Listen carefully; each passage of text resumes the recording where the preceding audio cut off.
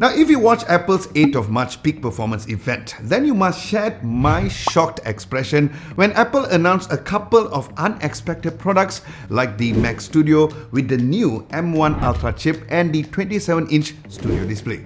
And you may have caught few of my YouTube shorts and the IG Reels that I've posted on the unboxing several days ago. Well, here is an additional treat because this is my hands-on and my first impressions 3 days in. Now, before the big announcement, the rumor mills were actively talking about a new Mac Mini Pro, and I personally also kind of expected it. Well, Apple being Apple, love surprises. Because we got an all-new product line, the Mac Studio and the new Studio display instead. Now, the Mac Studio looks strikingly familiar, where the form factor is like the Mac Mini but taller.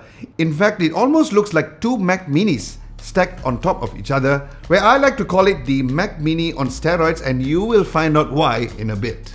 Now, it has the same footprint as the Mac Mini, measuring at 197mm square, and is of course taller by 2.5 times at 95mm compared to the slimmer 36mm Mac Mini. Now, there is a reason why it is tall and has the extra bulk is because of the stronger thermal system to cope even with the more powerful M1 Max and also the even 2 times powerful the M1 Ultra processor. Now, taking a peek underneath, there is the intake vents or perforated holes surrounding the enclosure. Then at the back, you'll find a similar holes to push out hot air. And over there, you'll find the array of connectivity ports, which we'll talk about in the next section. So overall, the Mac Studio is compact, features the signature Apple design and build, and yes, from an aesthetic point of view, I absolutely love it, and there's nothing just like this. Next is the all-new 27-inch Studio display, a beautiful 5K display that is perfect for the Mac Studio. Now, it is an all-screen design very reminiscent of the Pro Display XDR with a super slim black bezels. Now, this model that I have comes with a nano texture glass that minimizes glare. Now, as you may know, the Studio display comes with 2 types of stand configuration and also the VESA mount adapter option. And the one that I have here is the tilt and the height adjustable stand that features a beautiful counterbalancing arm that allows 30 degrees of tilt with 150mm of height adjustment. And is incredibly well engineered, where you can see how smooth and weightless it feels when you adjust both the tilt and the height on the monitor. Now, by default, you can fit the Mac Studio neatly underneath or even at the sides, where it will definitely look perfect together, where it looks really stunning together, don't you think? Now, a quick run through of the specs. As you know that the Mac Studio comes with either the M1 Max or the M1 Ultra chipset. Now, this particular unit that I have features the M1 Ultra 20 CPU cores and a 64-core GPU, and it comes with 128GB of RAM with 4TB of SSD storage.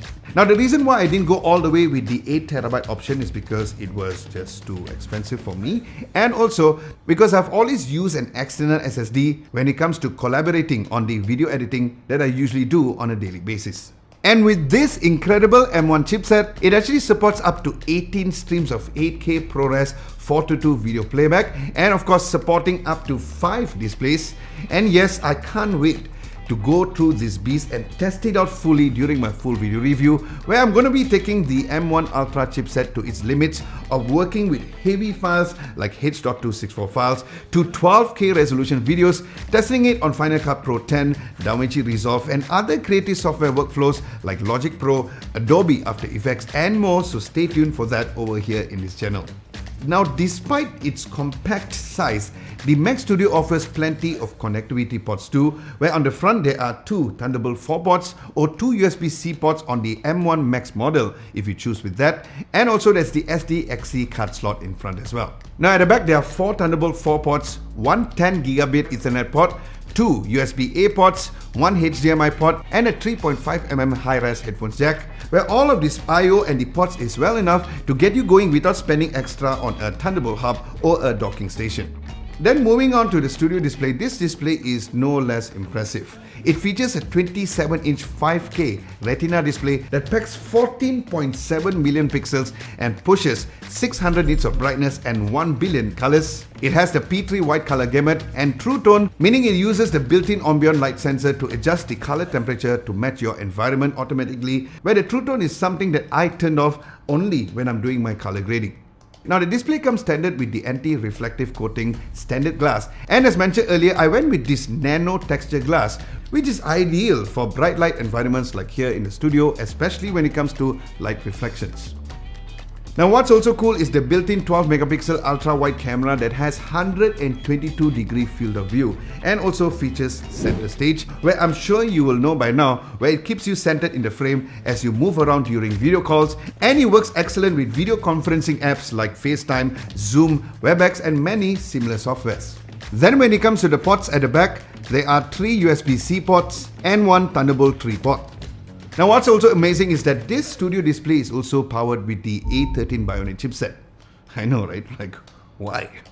Well, there is a very good reason for this, because the A13 Bionic chipset is what powers the feature like center stage, spatial audio and even Hey Siri. Now speaking of audio, the studio display packs a studio quality 3 microphone arrays that is great for video calls and also video recordings. And then there's also a 6 speaker system under the display that consists of 4 force cancelling woofers and 2 high performance tweeters as well.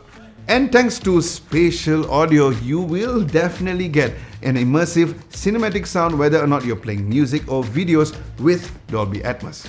So yes, you better believe that it sounds fantastic. And even during my first impressions when I edited this particular video, I even used and mixed my voiceover and music audio using this studio display speakers.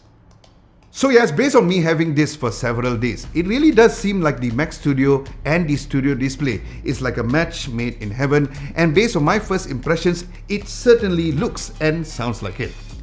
Now I just can't believe that a computer so tiny can pack so much performance, and I can't wait to really push it to its limits during my full video review. And if you have anything that you would like for me to test on this particular combination, especially on the Mac Studio, do let me know in the comment section below, and I'll revert back during my full video review when I do the review individually as well.